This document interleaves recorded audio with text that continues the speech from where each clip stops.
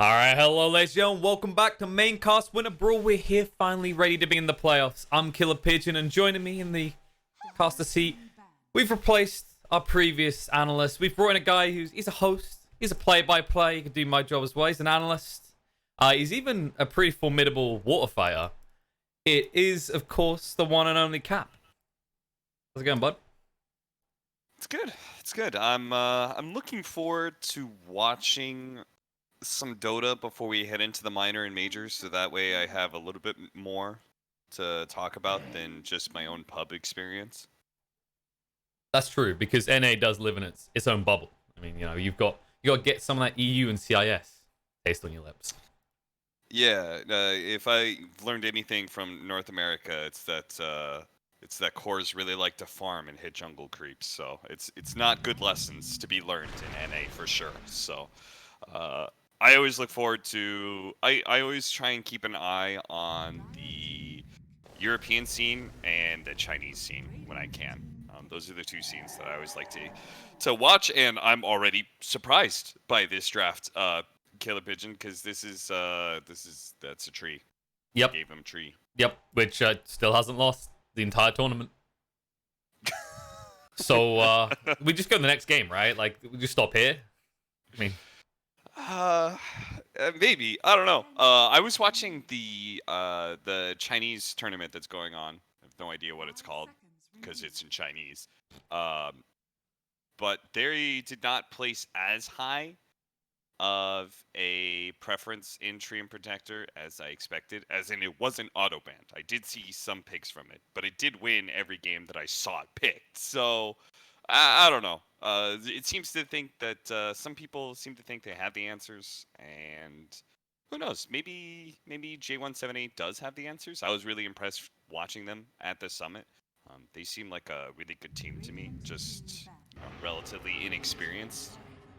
But the fact they took so long to be able to figure out what their second pick was, I think the Lone Druid was something that maybe threw them a little bit. Lone Druid's definitely been a very strong hero right now, and you need good answers in the laning phase. And Winter Wyvern is a good overall answer to Lone Druid. yeah, Wyvern feels like kind of an underrated hero right now. With the changes kind of going under the rug, should we say? No one really giving much respect to the fact that you can now do damage to the primary target that when it's cursed. The Tiny has been incredibly popular, but has had mixed results. I do think it succeeds a lot more when IO isn't picked with it, which I can't believe I'm even saying. But it kind of feels like a bait at that point, right? If you go for the IO Tiny combo, like, you don't really need the IO as much anymore, now that Tiny basically has his old Ags for free and just wants to farm anyway. I think that a lot of people were getting to this idea initially that Tiny core is super good. And they were right. It was actually overbuffed. The tree ability itself was actually overbuffed. It was doing way too much damage. It was doing way too much damage to towers, especially. Buildings were just getting demolished, and we just go this crazy Mask of Madness build and run at people all the time and right-click them. Since that's been nerfed, though, a lot more four-position Tinies in most of the regions that I've been watching. That's again been NA and China mostly. So I don't know. Maybe you could speak to that. I don't know if Europe has been running more core Tiny, but in my experience, it's pretty much always been four. It feels like a brutal balance. Like, the Mask of Madness feels good, then you build into AC and you have so much armor scaling from your growth skill rather. You don't really ever feel threatened. But yeah, I definitely agree in the 4 role. It's especially lethal because while they balance the tree grab element in movement speed, you did at the core of this hero give him a movement speed buff, and now he just runs around like a race car at the start of the game. Yeah, when you're just trying to like toss people back, like that extra bit of movement speed makes a huge difference because getting the right toss in some moments can just easily lead to an early kill in the laning phase, and that laning phase will start snowballing. And these laning phases, that is something that a J178, they're going to actually have to worry about because of both Train Protector and Lone Druid. I would say these are two of the more notable laning phase winners of this current patch. Lone Druid with the early level of Entangle. I don't know why he has early levels of Entangle, but that's another story. And Train Protector, obviously, we've kind of already touched on. You talked about Winter Wyvern and his ability to be able to do damage through his Winter's Curse now. I think that was a really cool buff to him. But it did hurt one hero that I'm very surprised to see banned at all, which is Team Singularity's Necrophos ban. I played that hero. That hero felt like dog shit, Pigeon. I was like, what the hell is this? Now you can't like BKB, you can't like cast Reaper Scythe on BKB units anymore. And even though it never did damage, like the important thing was being able to get the stun sometimes. Yeah. But now that hero is just, in my opinion, been totally neutered. But I mean, it's even crappier if you're going to pick something like the Disruptor anyway, right? Like, these type of heroes completely screw him over. Static Storm just completely invalidates the hero, because Necro never felt like a hero that wanted to build a BKB. If he's building a BKB, he's kind of already lost the game in a lot of ways, right? Because, like, Pipe, that's fine. You look at maybe 4-star or Guarding Greaves, something like that tanks you up. Radiance is another route. But this is another one that I don't think I've seen a single Slardar game competitively so far. Definitely haven't cast one. yeah, I like Slardar a lot right now. It's going to be one of my suggestions for, I said earlier before we started that I had my answers to the Treant Protector hero, and that is one of my answers. I actually think Slardar deals quite nicely with Treant Protector, and it does quite well against Lone Druid as well, because you actually have a tool to man-fight the bear a little bit better. The problem for most offlaners is that you can't man-fight the bear ever. Holy crap, that was a snap pick Death Prophet. Yeah, they clearly have this eyes set on this minus armor kind of strategy and how they can maximize this Slardar in this draft.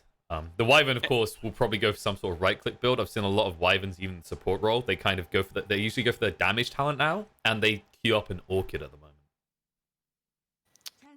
Yeah, I've seen that. I've seen a lot of people experimenting with the core Wyvern. I've done it myself, where there's several different builds. I've tried Medallion. I've tried Phase Boots plus.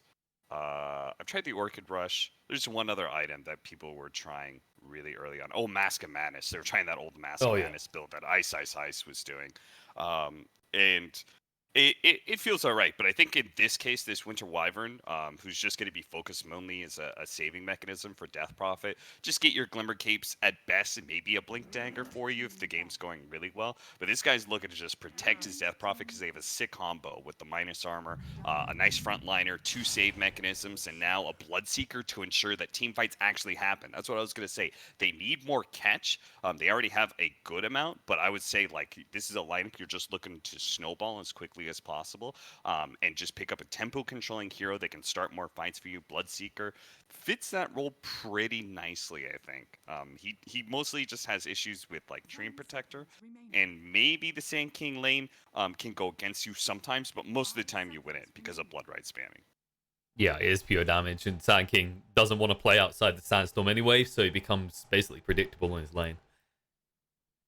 And to be honest, I'm wondering how I feel about Disruptor Sand King as the combo on the lane, because it's likely going to be them when the Treant goes to the Lone Druid, right? Because between the entangles and the slows from Treant, you should be able to net some kills even on a hero like Slardar. They might try and do some sort of aggro lane where they put Lone Druid Tree into the Bloodseeker lane, or they could try and win the SK Disruptor. I could see both being an option. Singularity needs definitely some sort of tempo hero here to match up with the Sand King. I don't think you want to keep playing too aggressively. I see like there's no Puck because that's obviously going to be banned pretty early. There's Razor, Quap. There's some of the other big heroes right now. All right, that wasn't what I was thinking. This hero still feels pretty bad after all the changes. After his dominant time at the top of the pick rate a few months back, this hero seems like he's basically out of the game now, the Ember Spirit.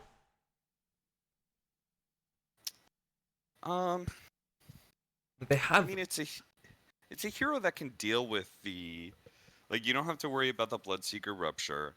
I honestly don't know how the matchup goes against Death Prophet because we've seen so few Death Prophets. I assume it must be fine for him because, like, otherwise they wouldn't have picked it. Because Ember Spirit needs to be able to have like a decent laning phase here, but it kind of fills the role of like you needed a tempo mid for you, right? Like you needed to be able to basically take fights 4 versus 5 a lot of times and play fast. You do not want long cooldowns against this Death Prophet lineup. You want to be able to play into her face every single time they J178 wins a fight. and uses their exorcism and takes a tower, you got to snap right back and attack them again. Okay, but Cap, here's like a wrench in the works. What if I told you this is probably an outlane Ember?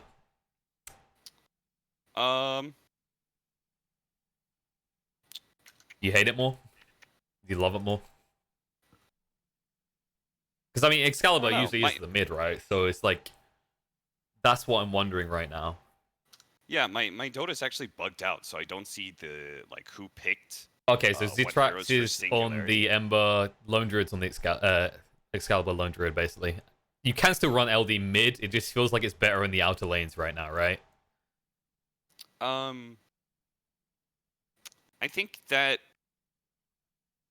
must be their... They think this is a better answer to Death Prophet than the Ember Spirit, but then Ember Spirit's going to lose the Slardar lane.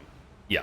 I'm very certain about that. I've played that matchup a few times. I feel like for obvious reasons, Slardar does like really good damage to any melee core.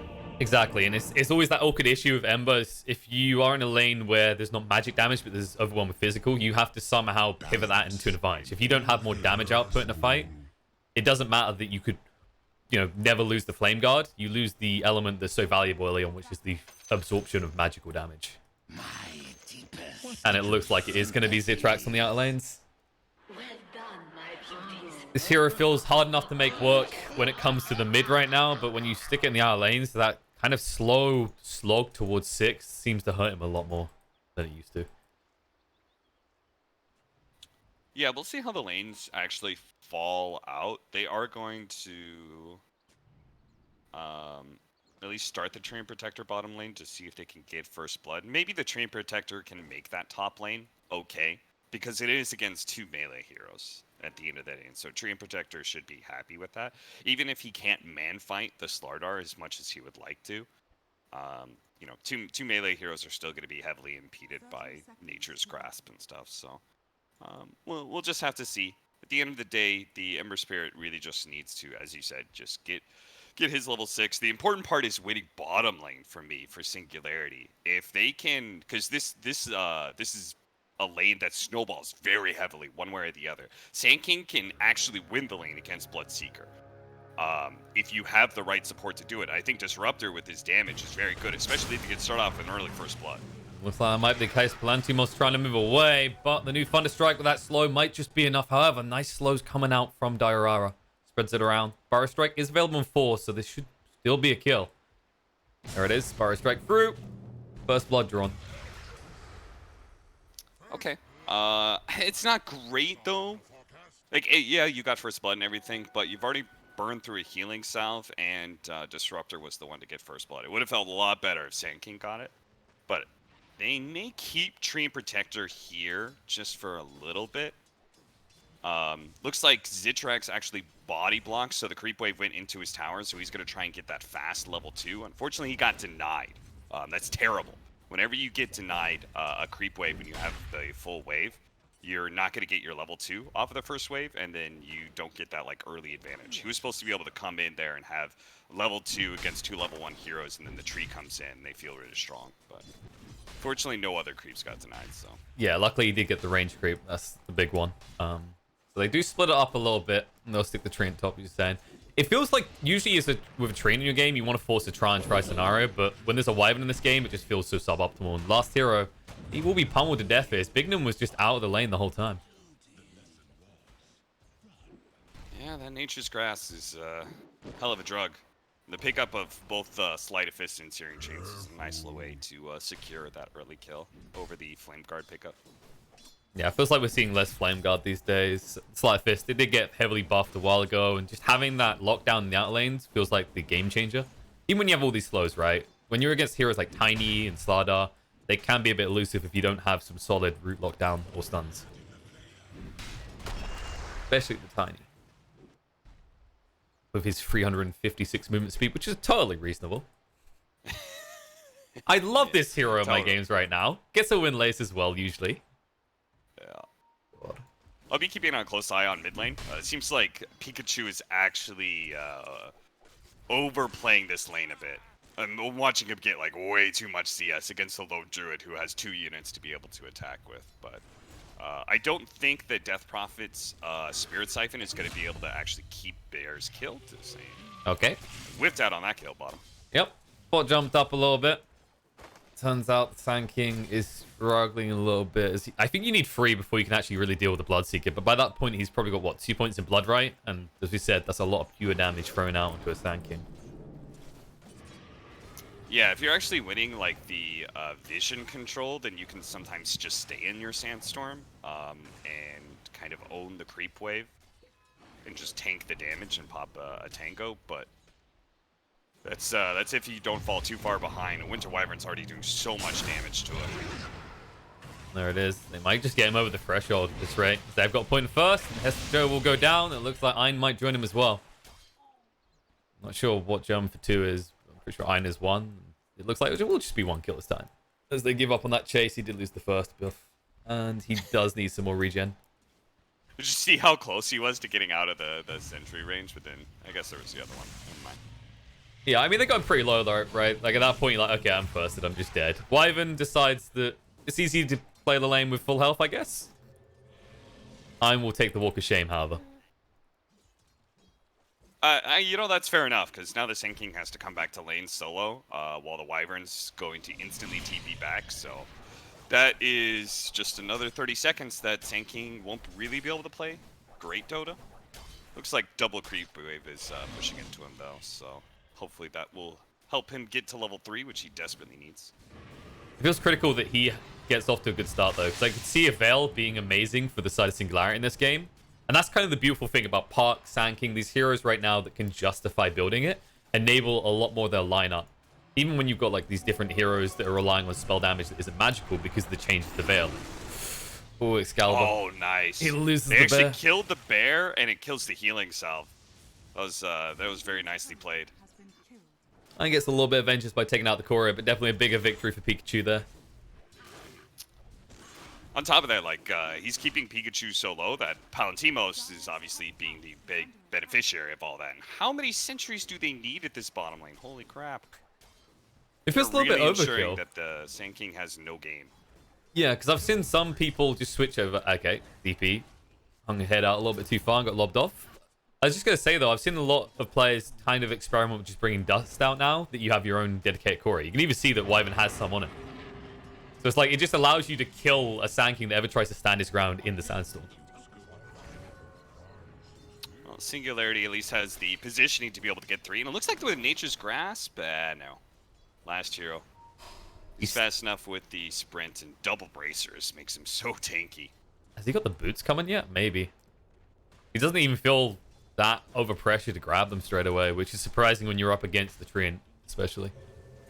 Yeah, I mean, this is kind of how you deal with Treant Protector as the Slardar build, is that you just max out your stats, so you can always man-fight him. And then the Ember, not really a hero that wants to stand its ground right in the middle of the farm against the Slardar as well. So yeah, overall, there's not really anyone that can heavily bully him to the point where he dies. Victim is here. But they seem to know this. Should become obvious that there's a ward around here soon. And he's really suffering on the levels, actually. He's only at level 2. He spends so much time running between the lanes and not much actually having an impact.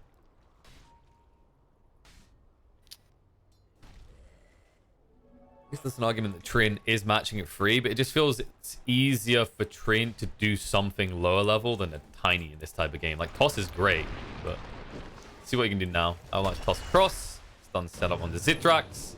There's a route. The Ember should be able to walk away. The last hero has to retreat before Ein gets into range, because he does have a glimpse. I think part of the mentality is the good supports have a strong understanding of when not to soak experience. And I think for Slardar, you want him to get level 6 before the Ember Spirit gets level 6, and you own the lane at that point in time, which is why I think Ein has to be top lane to make sure Slardar doesn't win this fight. Avalanche might save the day. Last hero trying to move away. Didn't even have to use the crush. Will be a glimpse back. Throws out the stun. He needs to salve up. Trying to move away quick enough, but Zitrax has that Sleight of Fist. The root is there, and it looks like Slardar is dead. It feels like big... I mean, we usually see Tinies just have so much impact, but it feels like the way the mid is matched up, especially, there hasn't been much in the way of opportunities for him to rotate and see that dominant force that is usually these tiny fours in the first 5-10 minutes. Yeah, playing Tiny against Lone Druid feels terrible, because there's always this unit that's kind of in your way in the Spirit Bear. Plus, Savage Roar has a bigger AoE than your Toss could ever hope to have, right? You'll never be able to get on top of that Lone Druid and toss him over to the Death Prophet for a sick kill combo. That just will never happen. So he doesn't have a whole lot of options when it comes to ganking. And again, he doesn't really want to soak a whole lot. They're going to go for the toss play at top, but... Stun does connect. Avalanche follow-up as well. Zitrax has the one, though. It's not enough, however. Stun comes out. They thought about going for DNZ as well. However, last hero is low. Needs to salve up first. I guess the other issue he has is he can't really rotate bot, because at that point, you're just being a dead horse. This Sand King is level 4 to the level 6 of Palantimos. Yeah, at best, he could just rotate just to make sure that they get the Rupture kill, because they don't have a stun between the... Oh! Hestijo might actually maybe kill Palantimos? Well, this is bold. Hestijo just kind of delivered himself there. They're going to try for him. Palantimos trying to move away. Glimpse back is going to be there. No one is coming to assist him. However, he's still so fast because of Hestijo. He might just get away with this. He has a big fat wand, so the Thunder Strike won't be enough. Yeah, it's a big fat wand, huh? A big fat wand, and he's waving it around. He doesn't even have to, cast it. He's going to hold on to it the whole while. Excalibur can't even hold on to his own life in the mid, as they do finally commit the Exorcism, and should be able to get some decent damage on the tower to finish it off. Or they go for more kills, as they realize there are a few supports in the area that, they're a glutton for punishment. DNZ throws down the grass. He says, 3 heroes rotated. This is worth time for my other cores to farm up, but I'm not sure how much farming they're doing. Hestijo is already being pressured out again. Has to TP away. Just about in time, actually. I don't remember the last time I've seen a Sand King get beaten this hard, actually. Like, he's getting CS, but I worry a little. That's at least a good kill. Getting one on the last hero like that. And that was a solo kill as well. Yeah, the good thing about Sand King is that he can recover bad lanes really quickly as long as he's getting levels, which he does have that. Sandstorm is such a great farming ability that his team will hopefully be able to give him some time to work around. That's why you also wanted another tempo core, right? Because if you don't have this Ember Spirit, if you have more of a farmer, then there's literally nobody that can create space while the Sand King's trying to recover. Sand King doesn't really want to run around the map so much. He's more of a lane dominator. Although if he finds freebies like this, he'll happily take it. Sand King is hit up by the Rupture. Palantimos can't stop them from taking the outpost. Meanwhile, top, they actually got both. Okay, big boon for Singularity. They are on the hunt for more. Palantimos doesn't have the Rupture to threaten with anymore, and they will dive under the tower, glimpse back into the waiting arms of SNG. Singularity with his curse. Not good enough, though. He should still be going down. Nice dodge out with Citrix. However, the damage overwhelms him. He throws out the chains afterwards, but he's the first one to go down. All right, that was a much harder hit than expected. Ein also joins him in the grave. 1 point from Diorara. God damn, that was a sick winner's curse. And Pikachu, I was a little bit surprised at his positioning, not going for helping his team for the 10-minute bounties, but all this free space means he's going to land another exorcism on the mid lane. Not going to kill it, but he's just trying to make use of an arcane rune. He is. Static Storm's going to be forced out pretty early by Ein as well. And Ein is actually the one dying in the middle of the CNC as well. They will retreat through the tree grass. But there's enough damage from the Crypt Swarm to get the kill. And Ein, he has to use that glimpse quickly. They were getting close looking for kill. While that's happening in the bot lane, a lot of blood is being spilt. Palantimos taking the major quantity of it. And in the mid lane, okay, Pikachu. Did he move? He didn't retreat, right? I looked on the map for a second. He went back into lane. Yeah. He thought he was going to be fine just because he'd already kind of scared back everybody. And he's like, I've got about half HP. It'll be fine. Then Ember Spirit came in, triple remnants him. And that means his Yule Scepter is even more delayed. It means J178. I already feel like Singularity was kind of out-rotating. Yeah. J178, they were getting better control of bounty runes. They showed that sick play where they managed to get both outposts. So J178 doesn't get that initial 10-minute experience either. And then Pikachu dying like that, using his exorcism as well, that's a pretty bad sign.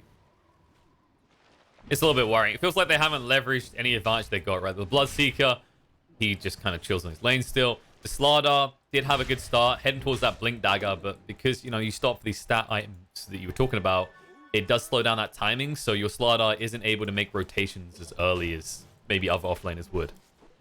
Yeah, I mean, I think they structured this draft correctly, and they did their laning phase very nicely, so it'd just be a shame to see them bleed away the advantage they got for themselves, because they don't necessarily need to start snowballing right now, but in about 5 minutes is where we're going to see them just rolling around. Because if you look at the Slardar's item pickup as well, he's trying to rush the Blink Dagger. So he's not trying to go for any sort of like early Aghanim Scepter or an Echo Saber build or anything like that. He just wants to start fights. But the pressure is already starting to mount. Zitrax does have the Remnants to escape. They're throwing down the Blood Right as well. He doesn't want to use that final Remnant. Got to budget these to the last few of the winter.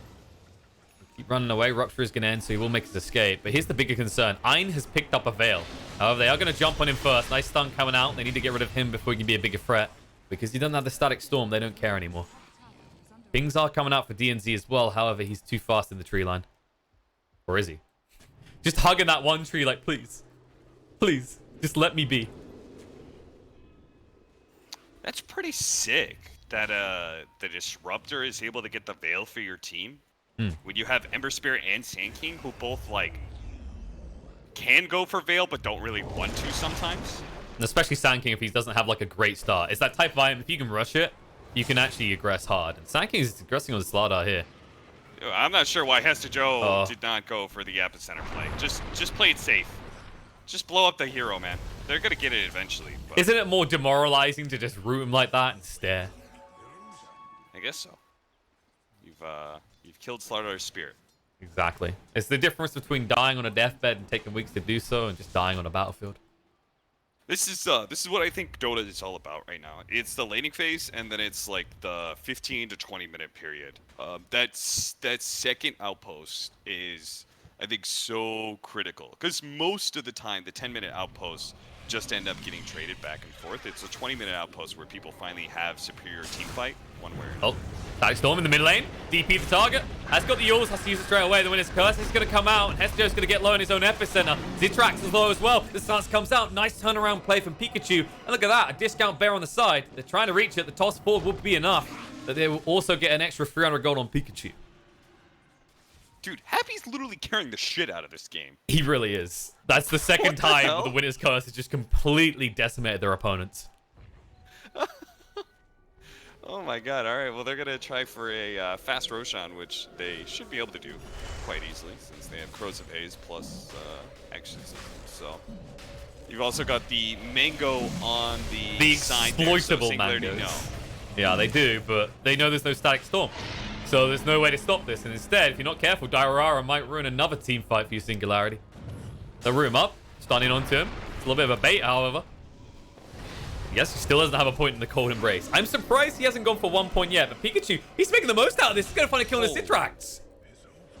That was just a casual walk-in, like, hey, how you doing, buddy? Welcome to the neighborhood. And now they're going to move across and look for the rest of the neighbors. DNC tries to get it out, Overgrowth finally, but just in time to die by the looks of it. Tree Grass won't change that, and on the side, they're still hunting.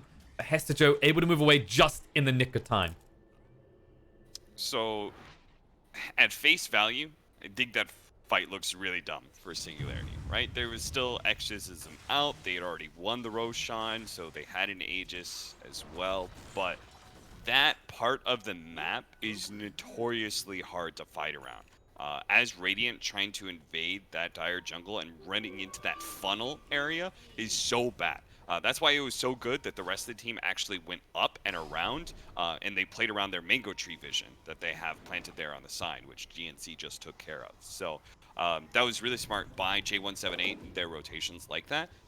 All they got really was a tree kill out of it, but it was still very nicely lined up by them. Singularity thought just because of that funnel that they'd be able to fight a little bit better. They're not wrong. You know? It's just, you know, you kind of need all your abilities for that, right? And the Static Storm wasn't available. You actually look at it, Singularity have a lot of good abilities in these choke points, especially the Trin with the Nature's Grasp on that tree, on those, on the stairs, can completely destroy a team. Yeah, and like, you know, the Singularity probably didn't plan out that Zitrax was just going to run into a silence and then get Exorcism to death. That was probably not part of the game plan. I find it's usually not part of the game plan unless you're trying to get out of the game quickly and get into your next one. So yeah, maybe. Maybe they're trying to, but I don't think the game is too dire just yet, just because Excalibur farmed really well in his lane, and he's going to have his Radiance sometime soon-ish. But J178, they should be able to take like total map control. I kind of anticipated Pikachu to be bottom right now and for them to bulldoze both towers. That's a play, by the way, that you'll see this all the time. The bottom, the offlane tower and the offlane tier 2 tower. Those are going to be the ones that survive the longest in the game usually, and they're left for, because it's a hard area to fight into, it's left for a point where you feel so much stronger than the enemy that you know you can just collect both of those gold bounties. So you're basically, when you make that play as a team, you're saying very, very convincingly we're stronger than them, and we can just force this fight no matter what. you quite often see it after a team takes the Aegis as well, right? Because then you don't have the objective in the Roche pit to play around. All of a sudden, it doesn't feel like a suboptimal play to come to this far-off area of the map. Yeah. Yeah, that's a good point as well. This, especially on Radiant's side, going to that side of the map, it's such a dead area. That's why you need to be stronger than the enemy as well, because if the enemy tries to defend the tower and you get pushed back, if you think about it, where are you going? Like, that area, there's nothing to really farm or do anything. So you just kind of like grouped up and stuff and got pushed back. It's like this really dead zone of farming. There's nothing good there. Exactly, and it feels like there's a lot less cores at the moment that care about early ancient stacks. Stun in the mid lane. Trying to actually stack up a few spells here, and it looks like Stack Storm's going to go down. The Roar as well, scaring him away. We'll kill off the Bloodseeker and the Slardar. The Winter's Curse straight away. Is that the second or the third one that Hester Joe has eaten? I think it's the second. He always seems to be the target every time for Diorara. Yeah, it's unfortunate because he is not getting a whole lot of progression in items. He rushed that early Blink Dagger because, you know, thank you, Disruptor. Ein was able to pick up an early Veil. But he still only has 1,500 gold in the bank since, like, I don't know, 8 minutes ago, I think is when he picked up his Blink Dagger, something like that. Yeah, this is turning into more of a 4 Sand King, and eventually it's going to be a free Disruptor at this rate, as he's heading for the Aghanim Scepter next. Team supports the story of the game here. On one side, you've got Wyvern just carrying these Winter's Curses, and Ein just trying to enable as much as he can with the Veil, and then eventually with this Aghanims pick up. DNZ. They're teaming back on Big Num, but Pikachu's running forward. Well, DNZ is going to get low near the outpost, baits him for a little bit. But Pikachu, the Cold Embrace is going to protect him. Keep him pretty healthy with the Spirit Cyphers as well. The Crypt Swarm through Citrax dodges it perfectly, though. Aegis is gone. Excalibur, he has morphed up into his true form, and now he should be nigh on unkillable. Epicenter jump in with the Burrow Strike as well, and Pikachu locked on the spot, trying to heal up for everything he can, but it's not enough. He will at least take one to the grave with him as Palantimos moves in. He's trying to one verse all. It's not going to be enough, though. They do at least get a kill with a Splinter Blast to assist, and Happy Diorara will retreat. And so far, it is a 3-for-2 trade, but one of those was on the back line when Treant captured that outpost. Yeah, they worry too much about the outpost, I think, in that moment. Or at least Pikachu needs to be given like more communication that he needs to back up and not play aggressively in that moment. Because if you do die, like you come back as a Death Prophet without Exorcism, you're a non-factor. You know, so you're just gonna get caught again. Once again, DNZ especially, but I think Singularity as a whole is doing a pretty good job of like outmaneuvering J178, despite the fact that they should be losing this game and should be farther behind in map control and stuff. Yeah, it's good for them to quickly capitalize the way it have been. Like, you see DNZ there, you see these getting jumped. Even if it's just one hero, you feel like you can now confidently take that fight your tier 2. The fact that 2 heroes show up to try and kill the Treant just makes the decision so much easier to just pile everything you have onto Pikachu. And they're not done. They're on the move, smoked up into the Radiant Jungle. Diorara might be the sacrifice of war here. With the root coming out. He does have the Winter's Curse. They need to be a little bit careful. Glimpse back into the stun follow-up. The Blood Right to try and protect. But it won't scare them away. So I really like that play for a couple of reasons. First of all, like where they smoke to in the part of the map is really good because they have a lone druid, so they might be able to take a tier 2. Second of all, if they ran into a core in that space, it would have been fantastic because J178 is at the peak of their power right now. They've got BKB, 10-second BKB on Palantimos, so he's very scary. Pikachu has his both the Yules and Pipe that he had earlier, and Slardar is feeling pretty good about himself as well with being level 12 and having that level 2 corrosive haste. So you've got a lot of different reasons J178 wants to fight. Singularity recognized that the map control was in their favor. J178 was going to be split. They want to just push in their waves before they group up a little bit. So they say this is a perfect opportunity for us to smoke gank and get a pick. Unfortunately, it's only a Wyvern. It would have been sick if they actually gotten Bloodseeker instead. That's Duyara, though. He positioned himself to break that smoke very nicely. And this is kind of the elegant thing about this type of lineup. Why Disruptor, for example, is so good in a lot of these is that his ultimate is low cooldown. Everything that you look at Singularity is relatively low cooldown. Whereas 178, if they want to take a huge team fight, they need to make sure their opponents are committed to it, and then they can use the Exorcism. Otherwise, it always feels suboptimal unless you're looking at Roche or a tier 3 at this point in the game. Just gives them a little bit more freedom to prowl around the map, shall we say. Estro, he has almost got that Yules. God knows he needs it at this point. He's just getting destroyed so far. DNZ is getting close to the Spirit Vessel as well, which will be pretty effective against a lot of these heroes, right? The Slardar, the Tiny, even the DP, who still doesn't have a BKB. Won't go for one anytime soon. Feels like their timings are going to sync up a little bit better in the next few minutes than 178's, as long as they dodge these ganks. They are smoked moving in. DNZ breaks it. And it looks like it'll be a Sacrificial Lamb. They stun him up, kill him off. But not the real big kill they were looking for. They were hoping to find maybe a lone druid in this area farming up. You know, lone druid, he's actually getting very close to level 80. I'm not even sure they can kill him in a mass team fight once he has that level 3 true form. Yeah, he's gonna be He'll be the pretty tanky, but they have so much like Corrosive Haze just brings Lone Druid down into being a regular hero. That's true. And they have Arctic Burn plus the Spirit Siphon as well. Yeah, minus armor lineups and then like percentage-based lineups. They're really good at making these like super tanky heroes like Lone Druid when his true form is on. Feel like they're not that big of a factor. So J178's just running the gambit right now. Just take your tier 2 mid, pick back up, do Roshan. I think it was pretty early Rosh too to their advantage. So that's nice for them. That's gonna complete level 3 Exorcism as well as Aghanim Scepter for Pikachu. So he's gonna be very tanky.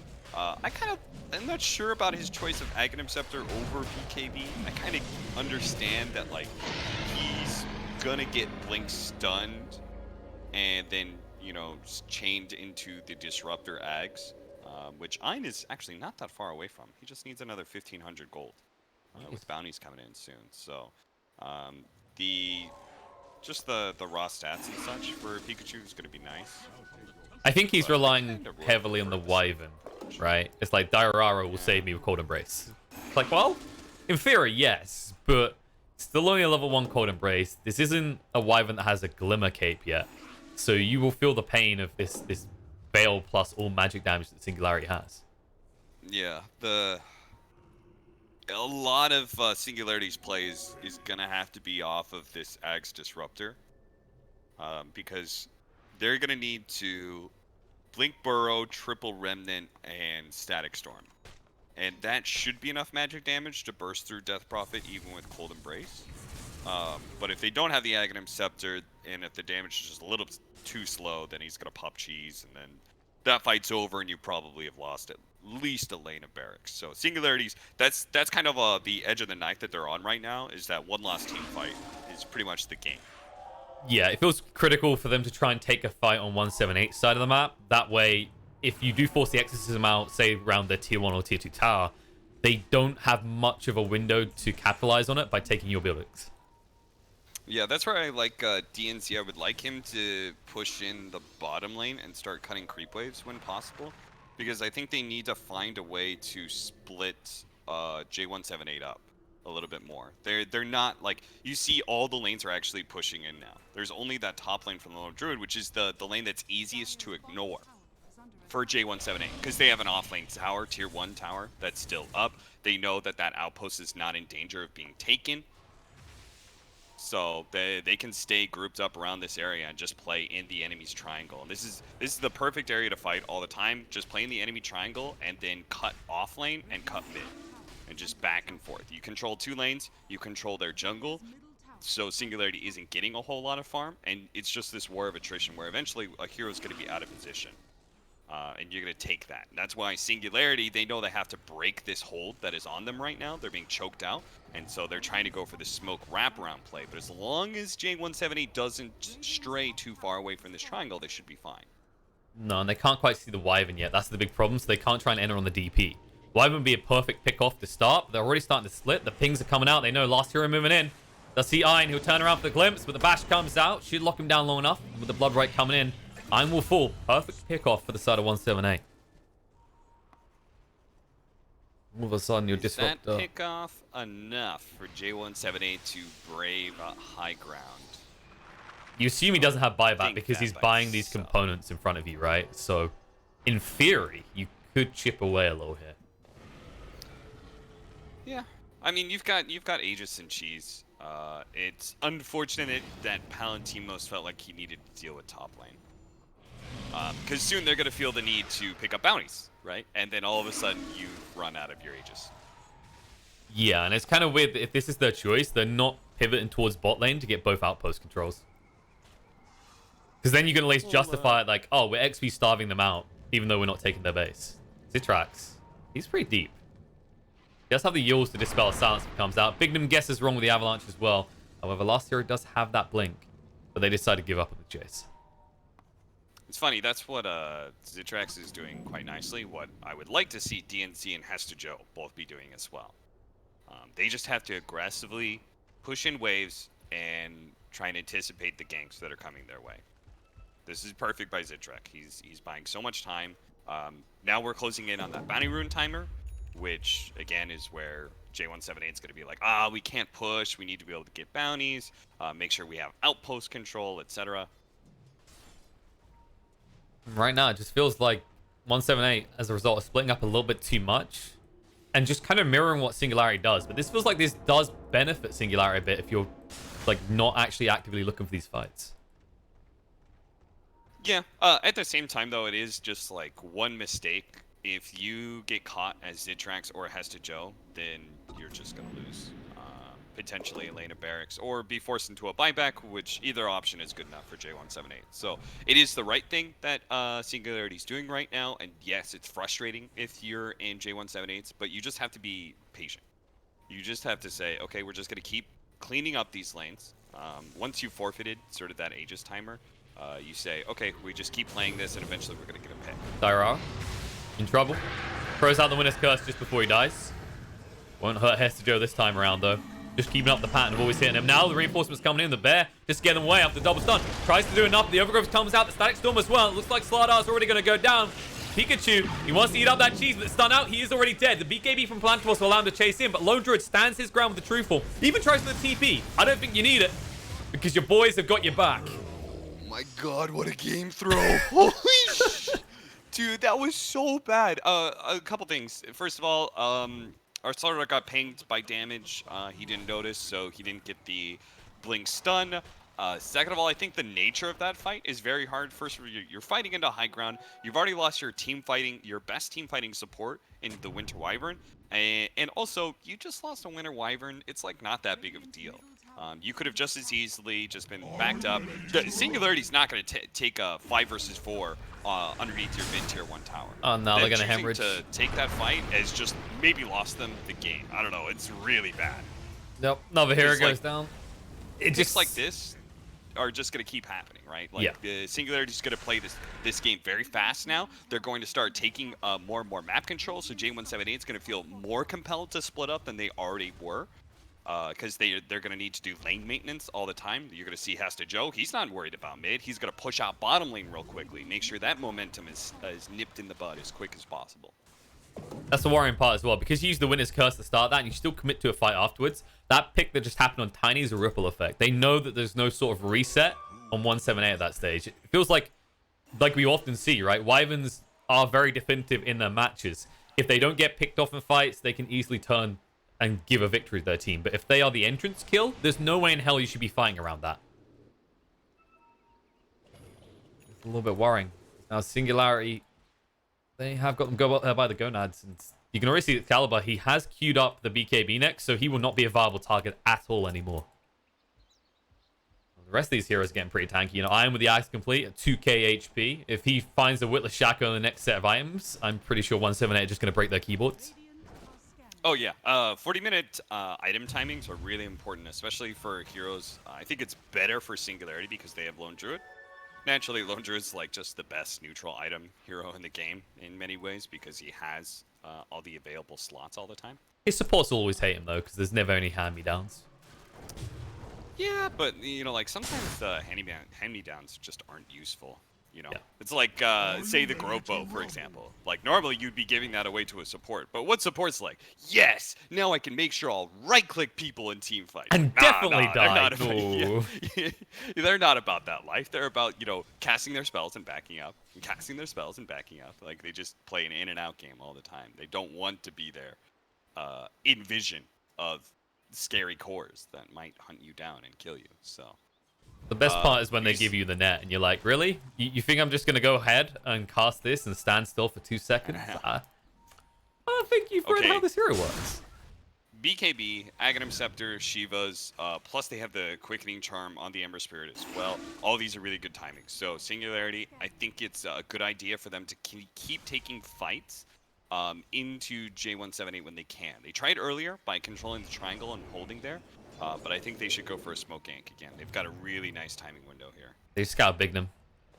But they can lock him down long enough so they won't try and make a jump. Tiny not the most viable entry target as he's on the tankier end of his team. Plus they don't have vision of the Wyvern, so they're going to try and wrap around like we typically see a lot of teams do. But you don't want to breach through that high ground until you get someone else shown on the map. And right now 178 is sticking everyone on this high ground. Yeah, you just wait this out. Somebody may poke their head out to deal with the creep wave. If not, all good. You're going to have to deal with top at some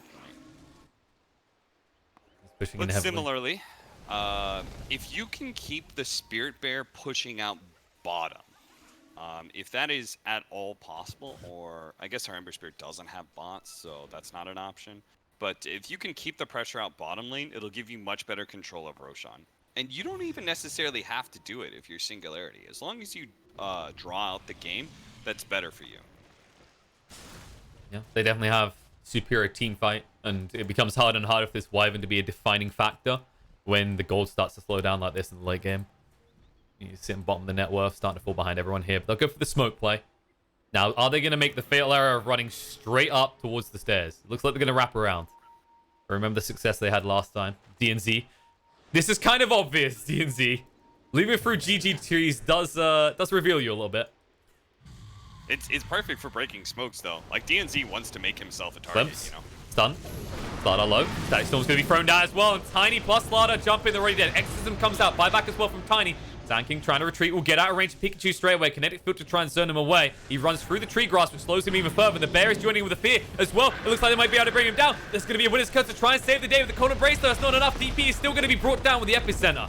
And it looks like they may have just secured Roast. This should be the moment where 178 just give a wide berth to Singularity. That went much worse for them. They might lose more. Plantimos is spotted. Ztrax is hunting, and Sanking is coming. The glimpse back as well makes it even easier for Hestejo to hit the stun. With no BKB, he's forced to fight, and it doesn't look good for Bloodseeker. Another hero drop for 178. Singularity, they eye up Roche. I'm sorry, what the hell happened at the start of that fight? It looked like... Well, there was... I don't know. It was really weird. The Slaughter and the Tiny basically decided they both needed to stun the same target at the same time, right? That was a bit odd. Then there was the DP ult, which is like, guys, hello, I've exorcismed, will you pay attention to me? And he just kind of got kited and completely ignored. Yeah, that was that magic damage we were talking about. Like, you have the Golden Brace, and that feels good, but there's still enough magic damage burst that Winter's Curse and Golden Brace is not actually going to save you. Now they're going to find Bignum as well, which is a nice pick. They have Aegis. And Cheese and Refresher Shard for Disruptor. And that was the buyback of Tiny, by the way, so they know they have a 60-second window to do whatever they want. Yeah. Alright. Singularity is just going to mow down to some towers. Dara, J178, you may have to give up 2, but we'll see. Bear almost goes down, gets away just in time, or does it? Looks like the tower's going to finish it off. Well, now if you're Singularity, you feel a little bad about that because you don't want to have another bear go up at a high ground and lose that and then just not have the bear at all. So you have to back up. Exactly. And use its true form as well, right? So it's that case. If you go down, you come back up, you no longer have a bear at all, and you just kind of get screwed at that point. Yeah. So, Breath of Life for 178 as they deter the push to Singularity, but there is a net worth lead that is building and getting a little bit more concerning. And soon it's not going to be Lone Druid sitting at the top of the net worth alone. You can already see that Ember is really starting to rack up the gold at this stage and it's getting very close to that Aghanim Scepter. At which point, I don't know if they have, like, it's awkward for them because they can't really lock down the Ember because they jump on him. We just saw what happens, right? There's the Disruptor waiting to just ruin the life of both Tiny and Slardar. And you can already see Slardar has, as a result, queued up a BKB. But he's a long way away. Yeah, he desperately needed that BKB. I don't think Vlad's does a whole lot for you in this game, by the way. I think people overly build Vlad's at this point in time. It's like they've forgotten you don't get the damage anymore. It's like the damage made it very godly, but now that you just get lifesteal, you have to look and go, who on my team is really going to benefit other than Bloodseeker? He already has his own lifesteal. It's basically a 3 armor aura buff to the Death Prophet. Like that's all it means to her. You know, she's like, all right, cool, but that's a buckler. Have you been feeling the same way about drums as well? It feels like drums give so little now compared to what they did. Stats wise, it's very poor, but its active component is so strong that certain heroes building it is still really good. So I think like Razor, Night Stalker. I'm gonna go through offlane heroes. Doom, because that's my forte. Doom. It's like those heroes. It still feels excellent on because the active is so strong. That's fair. It just feels like I see a lot of heroes that maybe shouldn't. Like I've seen Wyverns, for example, in games. Feel it's a good idea, or CMs as well. Maybe if they added in a refresh recipe, that would change the item a little. Be more interesting. I just watched that last fight, by the way, and it was it's like Bignum's choice to jump in. Like Slardar got stunned by Sand King, and Bignum tried to jump into that and caught basically nothing. He avalanched the Sand King a little bit, but that was it. Yeah, it feels like at this stage, Hester Joe is a red herring. If you jump on him, he has the Lotus and the Yules. You just waste all your time trying to kill him. So maybe they're going to try and bait this a little bit, showing Death Prophet bottom, and then she's immediately going to TP back, right? Because they threw down Vision. They see, they kill that Vision. They're like, okay, they don't have Vision up here on this high ground. They showed Pikachu bottom lane and immediately comes back real quickly, just to see if Singularity would take the bait and take a disadvantageous fight, thinking it's a 4 versus 5. Hanging on this. Sadly, Singularity don't take that bait. This rune? Big kill. Oh nope, no! He gets away. Perfectly timed the Sleight of Fist to get the Remnant far enough out. Last hero will retreat. Glimpse. They needed Bignum to jump. He needs to blink with his toss. Well, Bignum isn't the one making the move. Slardar is the one paying the price. The jump is straight onto Ember, but this isn't going to work. He has that Axe to play with now. Plantimos now in a world of trouble. Has got the BKB. Will use the Winner's Curse first. Static Storm going down to try and protect them. The Exorcism running by Pikachu, trying to do the damage. Hit tracks. He wants to buy a little bit of time on Hester as well. Tossed up in the air. Comes down in a mess and won't be protected by the bear. Despite the roar, buyback comes out. Static Storm is down. DP in a lot of trouble. Went a little bit too deep. Thought he could with the Exorcism, and the Cold Embrace is working against him because now he can't even try and run. He will fall. Epicenter charged up. Sand King trying to do some damage. Plantimos to the BKB is going to be protected. Zitrax eats the cheese just in time, but gets bashed up. Needs to actually retreat away from this. Has he got the Remno? The bash again. It's going to be bash. The roar. This roar is going to save the day. Last hero moves away just quick enough, or he thought he did, at least for a stun. But now the Gloom's back. They try to get in. They'll find Ember as well. And Plantimos stands his ground once more, but cannot heal up due to the Spirit Vessel and will die off. It turns out the Lone Druid is a more formidable force than they thought at first. Happy Dararara will be the last casualty of war, but can they find him? It looks like they can't. They didn't have the mana or the cooldowns to be able to control him. And he will make it out, but he is a team short of a defense now. Well, fortunately, some of their death timers are low enough that I'm not sure how much Singularity is going to be able to get done. Maybe just the mid lane. Possibly you get a tower and then back. The problem is there's a glyph, right? So I think you force glyph, best case scenario. Dude, they really need, on Ember Spirit, they need their Tiny to initiate, right? Because he has the blink instant stun, right? If he blink tosses, that's an instant stun on the Ember Spirit. Slardar blink crushing is always, or at least should be, theoretically too slow to ever catch the Ember Spirit. He's got both Sleight of Fist, Yules, and Fire Remnant. He's got 3 different instant cast options. So, I don't know. That was a little disappointing way to start that fight, but it does show how strong Palatimos is. Bloodseeker's a very scary hero late game. He actually scales a lot better than he ever used to. Problem is that Lone Druid's still superior in a lot of ways because he's so tanky, and the bear nobody really wants to deal with a lot of times. Yeah, that roll completely screws you in the choke points, and in conjunction with heroes like this Disruptor, you've seen how you can like use that to maximum effect, right? Like you kinetic field, then you roar, and they're just running away on the spot. It's basically a stun, and this is the type of perfect game where Lone Druid can, in those choke points, completely control your team, courtesy of the support you got. That's the concern. Like, it feels like Bloodseeker needs to try and, with the assistance of the Tiny you mentioned or the Slardar, instead of them trying to take the front line, they need to find that back line, the Disruptor or the Treant. Especially the Disruptor, actually. Pikachu, I mean, like, that fight was going really well until he died to the Refresher Shard. So, yeah. You know, that won't be an option for this next fight. He still has a 9-second BKB, which is very long. Magic Lamp, huh? Okay, that's not the greatest item in the world, but Leveler is obviously insane. I mean, I guess it's good for the Disruptor, right? It gives him a chance, like, even if you jump on him first now, he should be able to press Static Storm. Due to that beautiful hard dispel. So all in all, actually, these items are good for Singularity. I'm trying to think what the final item would... Like, I think a Witless Shaco to complete it for Ein makes him unkillable. However, being caught first like this definitely makes you a killable target, as he will go down. Yeah, unfortunately, part of the problem with Magic Lamp is that it doesn't work like Aeon Disc in that, like, it doesn't protect you. Think this hard dispel? Yeah, the hard dispel is like, oh, that's great, except for like heroes that are constantly stunning, like Avalanche or some sort of AoE silence, like Static Storm or those sort of things. It's just like, oh, I hard dispelled, and then oh, never mind, there's nothing that's gonna save me here. But we'll see if it helps a little bit better in the next fight where he's not caught off so obviously by himself. Ooh, Leveler for J178 as well. They need to farm up their items. That's what I was going to say before they got that pick on Disruptor. They actually need to make an effort. All teams, you'll see as the item timing approaches that they'll all farm up their neutrals for like a minute and get those items. Nice pick on an Ember Spirit, maybe. We're running away. Oh, they didn't have themselves in position. Why? You just toss. You toss. You don't avalanche. You toss. For the love of God. Holy fuck. Like, if he grabs the Slardar, like, you know, that sucks. But you weren't going to chain stun that Ember Spirit any other way. Like, you just have to try and go for the toss. Like, I would like to see him just go for it. And if he hits the Slardar, like, whoop-de-doo. You weren't going to get the kill anyway. But, like, for the love of God, at least lead with the toss.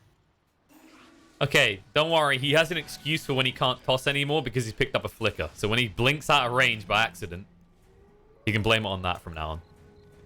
But yeah, there's definitely been some questionable moments for Bignum in this game so far.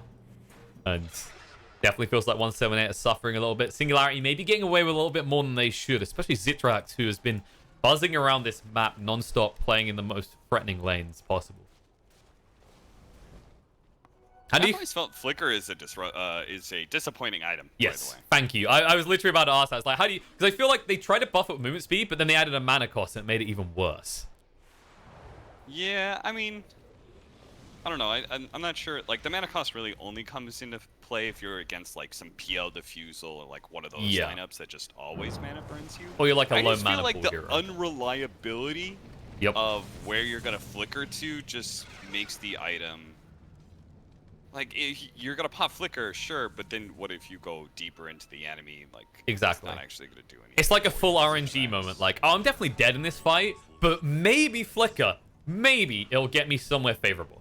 And I've had that, like, yeah, and a lot of cores, like, don't feel good about it, right? That, like, because it's not a stat item, they're not going to replace one of their core items typically. As seen from Pikachu, who'd rather hold on to the cheese at this point.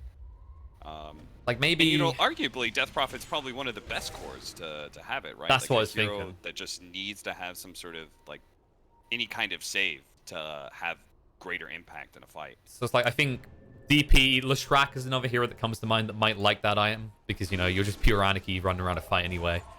Omni Knight is a surprising one that doesn't mind it. Because it just, like, when they're trying to jump you, it makes you almost impossible to lock down and deal with between the Heavenly Grace and the Flicker and maybe, like, a Lotus as well. Last You hero. know what it really is Oh, I think it's a Deslada is what it is. The stun comes out. Winter's Curse looks pretty good. But ain't doing the damage. The last hero glimpse back into the kinetic field. Now the Exodus is going to come on. BKB, Pikachu on the hunt. On the side, DNC is going to be controlled up. Overgrowth is going to come out now. But TP's already deep enough. The Spirit's having to scare them off. A 1-for-1 trade. Buyback comes out from Treant. And Hester Joe escapes to the high ground. Pikachu needs more out of this Exorcism, though. Even the bear won't be enough at this stage.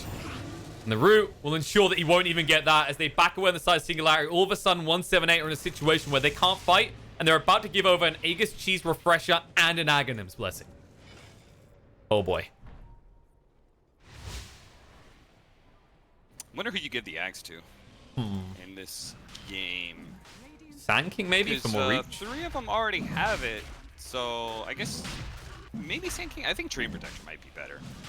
Vision is all important in these fights. Who gets the jump determines the fight, right? Like in this fight, Singularity. And they go. No, Pretty jumps. deep. They don't have the Overgrowth anymore now. Static Storm going down. Ember Spirit staying inside it. And Bloodseeker can't use the BKB, still on cooldown. Pikachu, with the second Exorcism, trying to make the plays out. The Refresher gets picked up. Will chase on Excalibur. Bloodseeker's already down the Bloodline. And Tiny, now he's going to go down as well. They're in a little bit of trouble. They're going to buy back on the Tiny. But Pikachu, Exorcism won't protect him from this. They're going to both jump in. Bigden with a big avalanche play. Might buy a little bit of time. Yules comes out. There's Prophet trying to move away. Will lead the Cheese to stay alive, but down to half HP. They're melting her so quickly. The cold embrace to try and keep her alive. The Winter's Curse comes out. This is a big one. Diorara. Has he done enough this time? Pikachu, the Spirit Vessel is stopping him again. And Roshan! He completely deletes him and one slap to the face. Tiny tries to run away, gets found on the high ground. Wyvern's going to go down as well. And it looks like 178 are crumbling here. They might even find the 5th kill as Slardar is used up. Hester Joe has got the Barrow Strike. It looks like it's going to be a team wipe. And Singularity are just completely asserting dominance over 178. Okay. Yeah, I think we passed the point cap where Diorara can turn it for his team. Yeah, I think so. So many great Winter's Curses, but unfortunately, people being down for 60 seconds, you know, maybe the game doesn't actually end here, but a significant amount of damage is going to be done because, again, they have Leveler on Lone Druid Spirit Bear. So those buildings are going to get demolished. It's not going to be pretty. We probably should, for our younger viewers, look away, as this is the kind of violence we're not allowed to show on a stream. They put a repair kit up. Watch this have... I like how he goes through a different tower like it matters, by the way. He's like, oh, yeah, best not to take any chances. That's the Abyssal complete as well. Oh, God. Have you ever wanted to see what a bear attack looks like? Because he will pounce. Yeah, this is what good sieging looks like. Unfortunately, it looks a little lackluster compared to like when Tiny Core was doing it, because he got so overbuffed in his building damage. Like two-shotting tier 3s was a real possibility. All right, so they're gonna give one last hold here. Well, they need to address this bear, and they need to do it quick. And he actually has the Spirit Bear coming off cooldown, so even if you kill it now, there'll be a second one. Druid is becoming a problem. Up to 4k HP when he has the true form active, and I mean, this spell gets a little bit dirty. When you get this stage in the game, it's just ridiculous how much health you get for what the uptime is. Even the armor as well. Going back to the neutral items, by the way, you know what it really is? The disappointing part is the tier 3, tier 4, and I've never seen a tier 5 game, so nope, same. But I assume it's the same. It's the support items. Like Ice Frog put in neutral items that are very much intended to be support items, but when you get them, you just feel bad. You're like, all right, we got a magic lamp. Cool. Like your support's like, oh, that's my item. Yay. And the rest of the team's like, oh, God. What a terrible item drop. You know, like, why couldn't it have been a timeless relic or a Shaco or a spell prism or a prince's knife? Any of those are game-changing item pickups. Magic lamp, meanwhile, my disruptor is going to die 0.5 seconds slower, you know? Which would be enough time for him to maybe tap GG into the chat. Not much else. As we saw, even this type of game, it doesn't really give you the time to put down a static storm. And it doesn't help you when you're behind, right? Like, people were worried this is going to be rolling for RNG to win a game. It might affect even games, but when you're behind like this, we see, like, 178, I mean, they could have got, like, Timeless Relic, and they could have got, like, Spell Prism. And it would have helped a little bit, but it wouldn't have completely screwed Singularity. But them getting that magic lamp, that's the part. Well, he's going to have a refresher, so that's hype. So he can hard dispel twice in the avalanche. Yes. That's the big brain play. He does have 25 as well, so this kinetic field is so frustrating to deal with, especially when your BKBs are getting so low. Damn, I can't believe they gave this to the Sand King. That blessing, by the way. I thought DNC was going to be a shoo-in for it. I think they don't like worry about vision because they know where 178 is going to be, right? Like, it's very hard for 178 to get out of the base now. So you'd rather have the longer range initiation, maybe? Yeah, I guess so. Especially if you've got the treant nearby with the extra cast range from the sometimes considered quite ridiculous telescope. What can change this game? J178. They got... God, I was just about to say level 20 Slardar, but then I remember his talent. Avalanche toss. A lot of damage being done. Slardar's gonna go. Time storm out, but now the Winner's Curse to try and turn around, bring down Hester Joe. He's getting low, but he might survive just in time for the cheese. He does get it off. Nothing back away. Heals, protects Ember. Root comes out. DP already used the Exodus, does have the refresher, so it looks like Singularity might just back off. They don't want to tempt fate here. They did force that big buyback out of the Slardar, though, and that gives them a clear win condition if they can snipe him out now. Yeah, pretty chill. You don't have to do anything when you've already forced the exorcism. You've got a lot of gold in the bank to still spend, as seen from our Ember Spirit, who's got 5k. Lone Druid's got 3k, though that's pretty much buyback. Yeah, that's the other thing. He's so close to buyback. Like, guys, let's chill. Let's make sure if we're going to go in the base, we have the means to have everyone on the field again. As you know that free heroes on 178 don't have that ability now. Also, DNZ's buyback is coming back soon as well. Where's I? Oh, there's. All right, refresher on Disruptor. This is... I mean, we saw what happened when you had a refresher shard last time. Now you have no way of denying this as the game goes on, having that double static storm against heroes that, quite frankly, at this point, do not survive without BKB.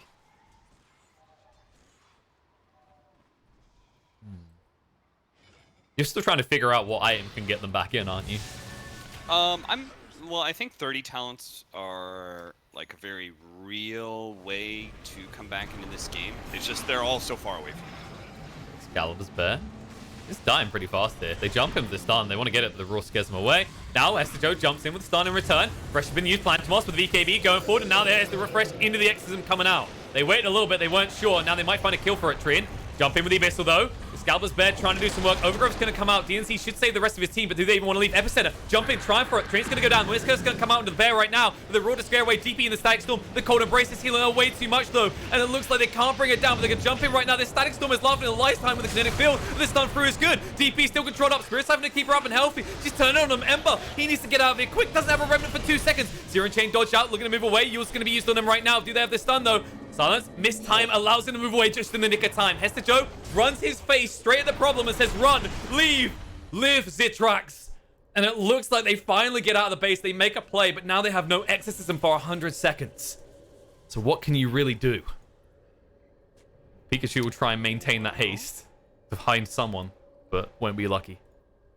I'm looking for like items that they're gonna pick up off of a one team fight. Because part of the problem for me was looking at some of these heroes, like Slardar especially. I'm like staring at Slardar and just going like, how are you finally gonna get an item that allows you to be useful? I don't think it's Lotusaur, by the way. I think it's BKB. I'm like very certain about that. But either way, it's like, how is he gonna get the gold for that? Because reasonably, the gold that's gonna flow in is only gonna go to your Death Prophet and Bloodseeker. Sad as that is, Slardar just can't be the one to farm a lot of those creeps, so they have to win a team fight. Okay, Princess Knife. That actually offers a lot of opportunities. Now you have a potential way to bring down this Ember Spirit that he will not expect. I don't know who picks it up and how can they lead with it. It looks like last year was just going to hold on to it. I think maybe Bignum, the toss, and then he'll get his hair out in time, because you don't know if last hero is... In theory, there is just a window where Zitrax can back away before you swing your... Never actually wondered what that was. The problem with last hero is that it's essentially the same thing as he had before, right? He could have a bash lined up and try and lead with that. That's a Princess Knife. You know? Like Wyvern, maybe? Yeah, I was thinking about like maybe Wyvern with the Arctic Burns, like long range surprising the Ember Spirit. But But again, part of that surprise is actually, yeah, I'm not sure. It's awkward. The other big one that I think for Wyvern is you just need enough space to get to 25. I'm surprised they're not trying to give it XP priority to Diorara, as that Splinter Blast talent is pretty potent at this stage in the game. Or even the Winner's Curse, actually. They have 60-minute tomes coming up as well as Outposts. So that's going to be a big boost of experience that they can funnel into one person. Death Prophet's level 30 is particularly strong. If you think about it, almost every single, actually every single one of those talents is quite good. I was going to say the level 20 is a little lackluster, but a 2-second cooldown on Crypt Swarm, you're not going to complain about that. But percentage-based damage on Siphon, magic resistance, which he very clearly needs, right? Because he's getting blown up inside of Static Storm when they lose fights. And then Exorcism Spirits. All right, they find a pick off. However, it's going to turn around. Overgrowth's going to come out. Static Storm as well. Slardar stuck in it, but BKB Pikachu moving in with the Exorcism, looking for a play, but DNC forced off away. Hesitate with the use to buy a little bit of time. Slardar on the side, just being whirled away by the bear, and the fear coming out to ensure he cannot stun it up. He is dead and gone for 110 seconds. And on the side, there's still more to be lost. Ein will be brought down. Buyback comes out from Disruptor, so they still have the numbers advantage for Singularity. Citrax over the BKB. Stands his ground against the damage. DP trying to run away, but does get rooted up. And Epicenter on the side. It looks like they've sold out. Bloodseeker, he's stuck in the kinetic field. Forced to fight. Will be brought down and killed off. And the Exorcism is running out soon. Glimpse back onto Diorara. A little bit too deep. No impact he can have now. Bignum uses him as a weapon to try and fight back. But the refresher comes out, and Ein with the second Static Storm of the fight to ensure they bring down another target. Pikachu with the BKB Exorcism refresh. Trying to do what he can, but he's running out of heroes to support him here. And Citrax, he actually doesn't care. He's healing up in return. He says, if I stay close, Octarine Core keeps me healthy and ensures that you will eventually die. The Yules right at the end of his life as Pikachu will be bashed and killed off. And this looks like this might be game. Use the double Exorcism. You failed to breach the course of Singularity, and now you're in a lot of trouble. Yeah, the fights look so differently when it's outside of the base, where Singularity's allowed to be able to kite constantly. And Bignum, unfortunately, Flicker. He's like, please, Flicker, don't get a chance, though. As the Burrow Strike comes through and ensures he will not waste any of their time. And Pikachu now has no Exorcism for 100 seconds, and they're barreling down mid. They've had enough. They don't want to live to see what tier 5 items look like. They want this game done. Again, I told Trent at one esports, I said we will not see a 70-minute game, and we did not. I've yet to see a 70-minute game. The game's just like tier 4 and tier 4 items are designed to help you like actually end the game. Same thing with like the escalating items that you're getting out of Roshan.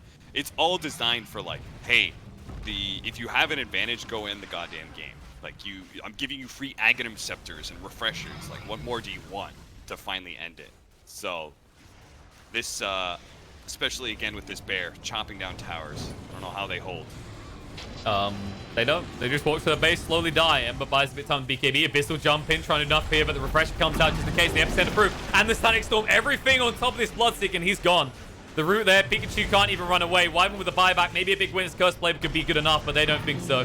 The GG comes out. Singularity, it took them an hour, but they rounded out with a 42k net worth lead, and finally being able to assert dominance over the side of 178. Very nicely done by Singularity. Like, the team fighting that they did, especially in that second to last fight that was in the river, the way they kited J178 back and forth was really well played. But I think the best moments that they had was actually the way that they split push pretty decently and didn't get caught. Like that one play from Zitrax, you know. I can't emphasize those kind of plays enough. I think that is actually how you win that game. You needed to be able to buy yourself more time, so you have to go for that kind of split pushing, not get caught in the process. It delays out their Roshan timing. They didn't use that Aegis. Remember that? Like, they had this overwhelming advantage. They had like a good like 4 to 5k lead. They had Aegis and Cheese. They had this lineup that was in its peak of its power, and they weren't actually able to utilize the timing so well. And that, to me, was the best thing that Singularity did in this game. No, it's a fair point. The J178, they had a pivotal moment where they could have went high ground, but their reluctancy cost them their advantage. Singularity were very quick to capitalize on that with the wraparound attempts and just splitting the map, as you said. But it did feel, for 178's perspective, it was another example of one of those games where you need to be playing to win instead of just playing to kind of exist, right? There has to be a critical point where you go, okay, guys, we've got this hero like DP that can breach high ground, do a lot of damage. We have an advantage. Let's try and use that. You know what else that means, Pigeon? What does it mean? It means Treant Protector still has a 100% win rate. Ooh, you had to bring it back up, didn't you? Oh, man. It feels dirty. This hero does need to be nerfed more, probably. But Yeah. we won't see him nerfed yet. We might see him again. Let's see if Singularity, if they don't have first pick, the big brain play here is you just ban Treant and then cruise through. But 178, if they let it through again at the beginning of the draft, which I could really see them doing. I don't think they thought the Treant was much of the problem here. Then this might end up being a 2-0. But we need a short break first, so go get yourself some water. Get your bets in. Be back in a few minutes' time for game number 2 between 178 and Singularity.